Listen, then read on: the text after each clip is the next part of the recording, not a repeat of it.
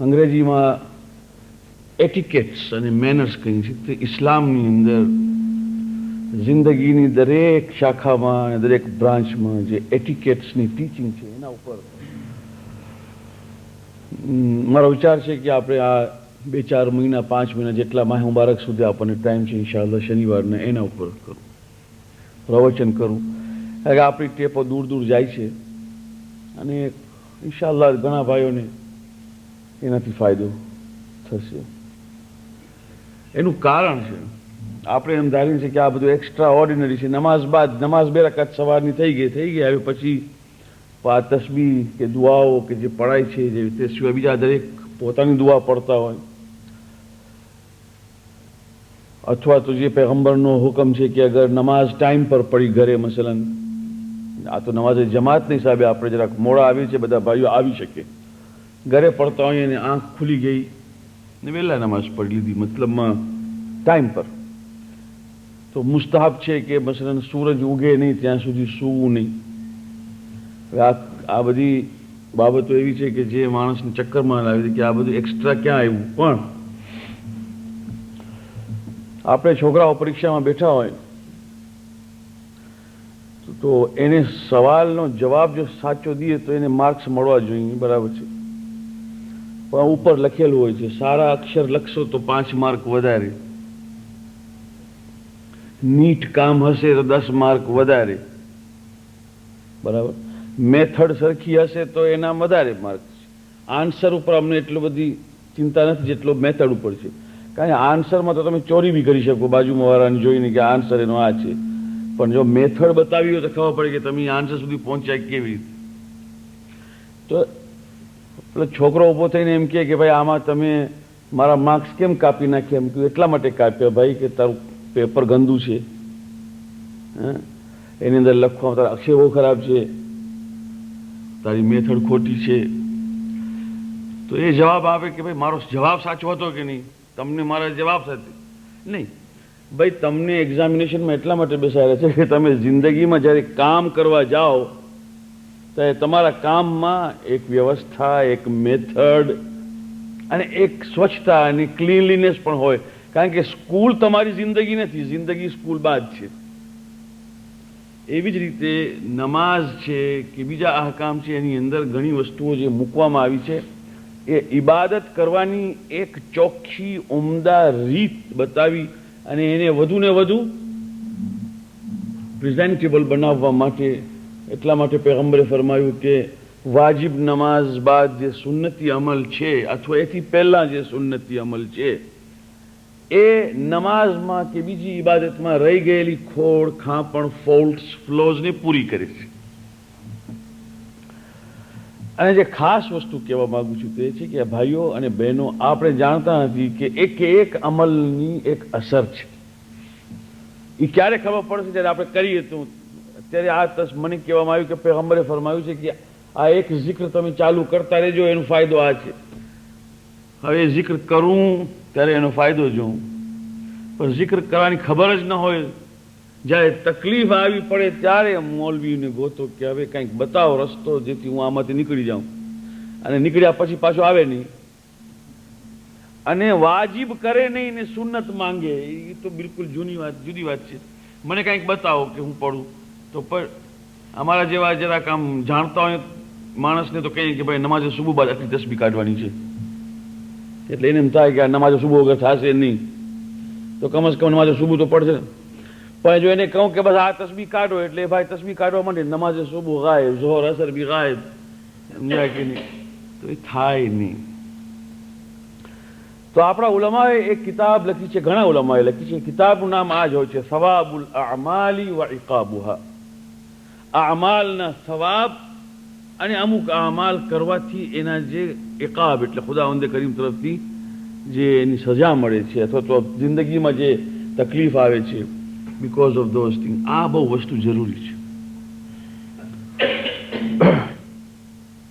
આજે મારો વિચાર હતો ફક્ત 10 મિનિટ બાકી અઝાન ઉપર.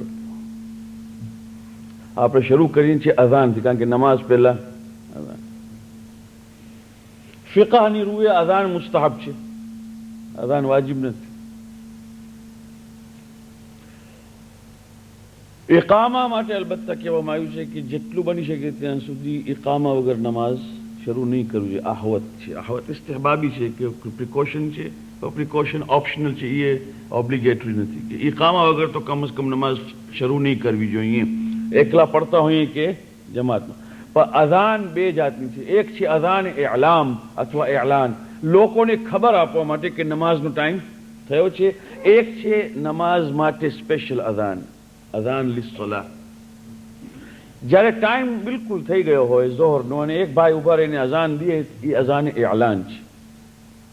એના પછી બીજી અઝાન હોય છે કે જેને કહેવાય છે અઝાને સલાત. આપણે મસલન અહીંયા અઝાને એલાનથી કામ ચલાવીએ છીએ, બરાબર છે, એમાં પછી વધારવાની જરૂર, મુખ્ય સાહેબને એમાં કાંઈ વધારો કરવાની જરૂર નથી, નહીં તો એમને રાજીનામું દેવું પડશે કે નહીં. ખાલી કહું છું કે અઝાનની સલાત પણ હોય છે. જેમ કે નમાઝે મગરિબ માટે આપણે ઊભા થયા, અઝાન દેવાની બરાબર ટાઈમ ઉપર, અઝાને એલાન થઈ ગયું નથી, નમાઝ પડી. હવે ઈશાની નમાઝ માટે બીજી અઝાન સુન્નત છે, કારણ કે ઈશાની નમાઝ જુદી છે, મગરિબની પતી ગઈ, એને કહેવાશે અઝાન લિસ્સલાહ, અઝાન હવે નમાઝ માટે. પૈગંબર અકરમ સલ્લલ્લાહુ અલૈહિ વસલ્લમ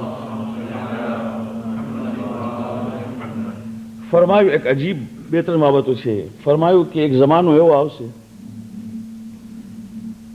કે અઝાન ફક્ત એ માણસોને સોંપવામાં આવશે જેને ધંધો રોજગાર ન હોય, કાંઈ બિચારો નબળો માણસ હોય, ગરીબ માણસ હોય, એને કે તને 10 રૂપિયા મહિનાને આપશું, તું અઝાન દેજે.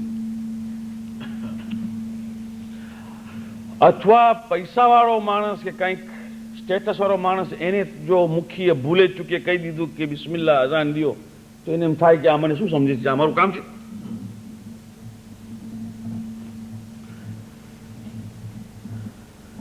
فسيكون الأذان لضعفائهم, पैगंबर की, જે લોકો બિલકુલ નબળા, ઓપ્રેસ્ડ, અંડર ડોગ જેને કહી, એવાને અઝાન માટે અપાશે. છોકરાઓ ઊભા થશે અઝાન દેવા માટે. ફોર એક્ઝામ્પલ, બચ્ચાઓને તેમ થાય કે અઝાન દેવાનો શોખ છે, જો કે હાલાંકि બચ્ચાઓને અઝાન દેવડાવવી બહુ જ જરૂરી વસ્તુ છે, કંઈ ટ્રેનિંગ માટે. પણ કહું છું કે મોટાઓ સમજશે કે આ કામ બચ્ચાઓનું છે, આ કામ જે લોકોને કોઈ ઓર્ડિનરી માણસોનું છે. હાલાંકि પૈગંબરે ફરમાયું, એ કાશ અઝાન દેનારને એક વસ્તુની ખબર હોત કે જેણે અઝાન દીધી, જેટલા નમાઝીઓ મસ્જિદમાં આવ્યા છે દરેકના સવાબમાં એનો ભાગ છે. પૈગંબરે ફરમાયું, તમે અઝાન દીધી, અમે બધા આવ્યા નમાઝ પઢવા, અમારા દરેકના સવાબમાં તમારો શેર છે. આ પૈગંબરે ફરમાયું. એક માણસ લખ્યું છે, રાવી છે, રિવાયત કરે છે અલી બિન અબ્દ, કે હું એક વખત સફરમાં જતો તો બસરાથી મિસર, ઇરાકથી ઇજિપ્ત. રસ્તામાં, તે જમાનાના રસ્તાની સફર તમને ખબર છે કેવી જાતની, સ્ટેશન ને મોહલ્લા ને મહેફિલ ને આ થાતું, 6 મહિને માણસ પહોંચે. રસ્તામાં એક જગ્યાએ મેં એક માણસને જોયો, કદ જરાક લાંબુ માણસ, દાઢી અને સફેદ બાલ, બિલકુલ સફેદ, પણ એના ચહેરાથી અજબ નૂર, રંગ એ કાળો કાળો, એબિસિનિયન આફ્રિકન જે કે, પણ ચહેરાથી એક જલાલ. તો જઈને મેં કોઈને પૂછ્યું, મેં કીધું આ કોણ છે? તો કીધું કે આ બિલાલ છે. બિલાલ છે કે જે પૈગંબરના મુઅઝ્ઝિન છે. એટલે હું જઈને એમની પાસે બેઠો. મેં કીધું કે હું સલામ કર્યા પછી મેં કહ્યું કે પોસિબલ છે કે તમે મને એક હદીસ એવી સંભળાવો કે જે તમે પોતે પૈગંબર અકરમ પાસે સાંભળ્યું હોય કે તમે બિલાલ છો. તો બિલાલે જવાબમાં જોઈને મને કીધું, તને કેમ ખબર પડી કે હું બિલાલ છું? તો કહ્યું મેં પૂછ્યું અને પછી હું આવ્યો છું. તો થોડીક વાર ખામોશ રહીને ખૂબ પછી રડ્યા બિલાલ, આંસુ ચોધાર. અને પછી કીધું કે તે મને શું યાદ અપાયું છે? રસૂલુલ્લાહ, મારા હબીબ, કે જેના કારણે હું શિર્કથી બચીને તૌહીદમાં આવ્યો, તે મને આજે એની યાદ તાજી કરાવી. તો સાંભળ, એક જ હદીસ. ફરમાવ્યું જે માણસે, પૈગંબરે કીધું છે કે જે માણસે અઝાન દેવા માટે પોતાની જિંદગી વકફ કરી છે. અગાઉ એમ હતું કે ભાઈ એક માણસ મુઅઝ્ઝિન છે, એને પૈસા આપતા નહોતા, મુઅઝ્ઝિન છે, એમ કે પોતે બિલાલ મુઅઝ્ઝિન હતા, પૈગંબર જીવ્યા ત્યાં સુધી મુઅઝ્ઝિન. ફરમાવ્યું જેને જે અઝાન માટે પોતાની જિંદગી વકફ કરી, જેટલા વર્ષ હોય, વર્ષો સુધી, એ માણસને ખુદાવંદે કરીમે દુનિયા અને આખિરતમાં બક્ષી આપ્યો છે. મરે છે, શહીદ મરે છે, અને મુસલમાનોના ખૂનમાં, મુસલમાનોના ગોશ્તમાં, મુસલમાનોની જાનમાં, દરેકમાં એનો હિસ્સો છે. મતલબમાં કે જે નેકી કરે, જે સારું કામ કરે, એમાં એનો હિસ્સો છે. ફલહુ સહમુન ફી લુહુમિહિમ વ દિમાઇહિમ. તો આને જવાબમાં કીધું કે બિલાલ વર્ષો સુધી કરે તો આ સવાબ છે. ફરમાયું સાંભળ, પૈગંબરે ફરમાયું જે માણસે એક દિવસે એક જ અઝાન દીધી હોય, એક જ નમાઝ માટે, એ પણ આ દુનિયાથી ઉઠે તો ખુદાવંદે કરીમ એને બક્ષી આપે. એક અઝાન. બહુ લાંબી હદીસ છે, બહુ વિગતવાર છે. જ્યારે ખલાસ થઈ હદીસ તો બિલાલે કીધું કે એક વાત તને કહું, અગર તારાથી બને તો જિંદગીમાં એક વાર અઝાન જરૂર દેજે. બિલાલે કહ્યું બની શકે એક વાર જરૂર, એવું નહીં બને કે જિંદગીમાં તારી એક વખત પણ અઝાન તે દીદી ન દેજે, જરૂર દેજે. આ છે અઝાન. હવે અઝાનની એક અદબ છે. એક તો આપણી તકલીફ આ છે કે કોઈ પણ તકબીરા, તતહીરા એટલે સલાવાત પડવા માંડી જાય. કોઈ માણસ આપણે ગાંડા સમજે. મેં 10 વખત તમને કહ્યું છે કે વલમ યત્તખિઝ સાહિબતન વલા વલદા વલમ યકુલ લહુ શરીકુન ફિલ મુલ્ક વલમ યકુલ લહુ વલિય્યુન મિનઝ-ઝુલ્લ ફકબ્બિરહુ તકબીરા. એટલે બધા સલાવાત પડે. ભાઈ તકબીરા એટલે તમે અલ્લાહુ અકબર કરો, ફકબ્બિરહુ તકબીરા એટલે જવાબ તમે જો દેવો હોય તો અલ્લાહુ અકબર, ન કે અલ્લાહુમ્મા સલ્લી અલા મુહમ્મદિન વ આલિહી.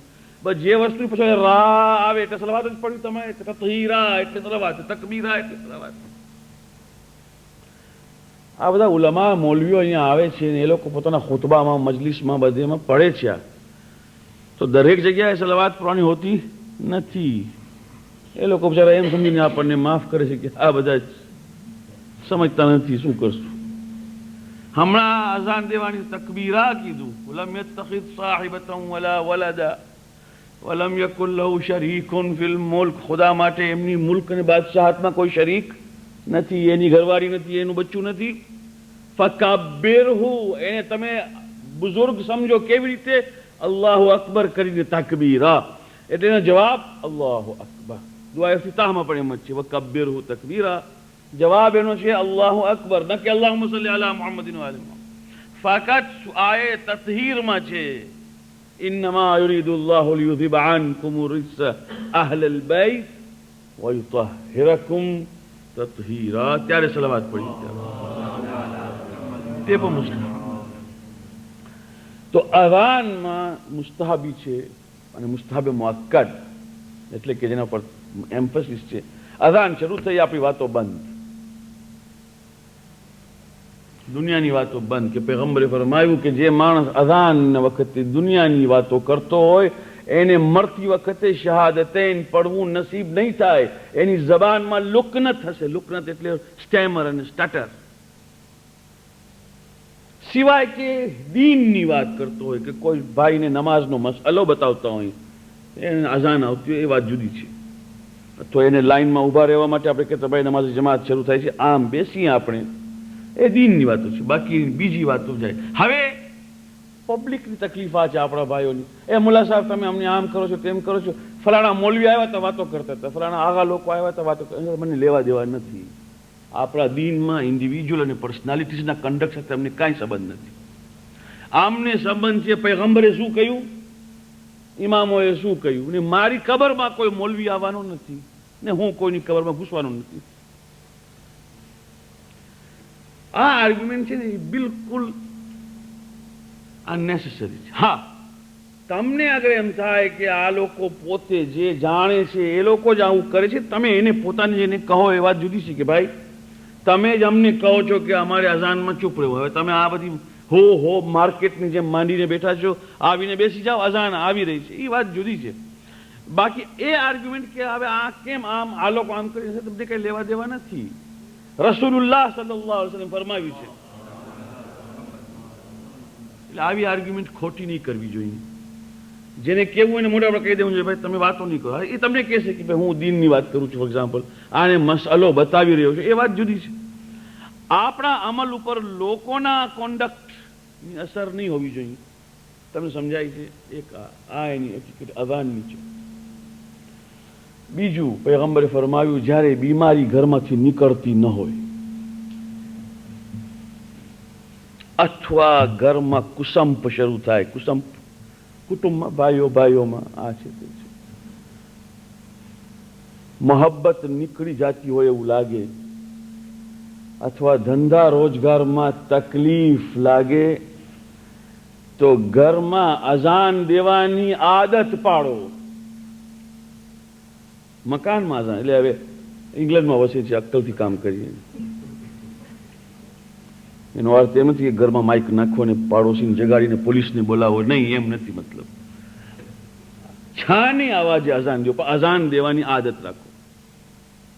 આ પૈગંબરે ફરમાવ્યું કે અઝાન દેવાવાળાનો અવાજ જ્યાં સુધી પહોંચે છે ત્યાં સુધી નમાઝીઓ જેટલા જાગશે બધાના સવાબમાં એનો ભાગ છે.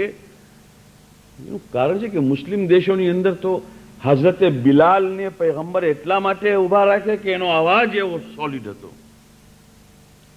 જહીરુસ સૌત હતા. જહીરુસ સૌત એટલે કે એમનો અવાજ બહુ જ દૂર સુધી પહોંચે એવો હતો હઝરતે બિલાલનો.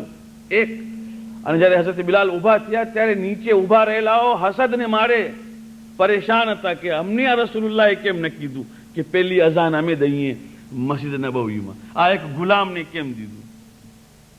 એક આજે rahmat થઈ ગઈ કે આજે એટલી બધી જરૂર નથી, આ લાઉડ સ્પીકર્સ છે તમે આપણી પાસે.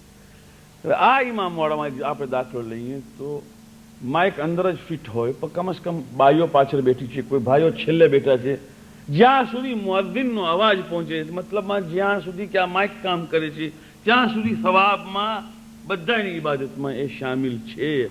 આ પૈગંબરે ફરમાવ્યું. અને અઝાનની અંદર જે વસ્તુ અદબ છે અઝાનની, તે છે કે મુઅઝ્ઝિન જે કહે એને તમે ફોલો કરો. એને કહેવાય છે હિકાયતુલ અઝાન. તમે એ કહે અલ્લાહુ અકબર, અલ્લાહુ અકબર, અશહદુ અન લા ઇલાહા ઇલ્લલ્લાહ, અશહદુ અન લા ઇલાહા ઇલ્લલ્લાહ, હૈયા અલા સલાહ, હૈયા અલા સલાહ. જે મુઅઝ્ઝિન કહેતો હોય એ ખલાસ કરે એટલે આપણે એને ફોલો કરીએ. આને કહેવાય છે હિકાયત અઝાન. આ અદબ અઝાન છે. બાકી બીજી વસ્તુ દુઆઓમાં છે, એ બધી પોતાની જગ્યાએ છે. એટલીસ્ટ જે જરૂરી છે તે છે કે ખુદાવંદ કરીમ આપણને તૌફીક આપે કે આ અમલ કે જેને આપણે ઓર્ડિનરી સમજીએ છીએ એ ઓર્ડિનરી નથી, એની એક ઇફેક્ટ છે અને એનો સવાબ છે કે જે ઇન્શાઅલ્લાહ ઘણી વસ્તુઓ આ 6-7 મહિનામાં એ પૂરી ન થાય. આપણી પાસે એટલી બધી વસ્તુઓ છે કે જેની ઇમ્પોર્ટન્સ અને મહત્વતા જો સમજશું તો ઇન્શાઅલ્લાહ તાલા આપણા અમાલમાં અને આપણી જિંદગીમાં ઘણો ફેર પડશે. ખુદાવંદ કરીમ કબૂલ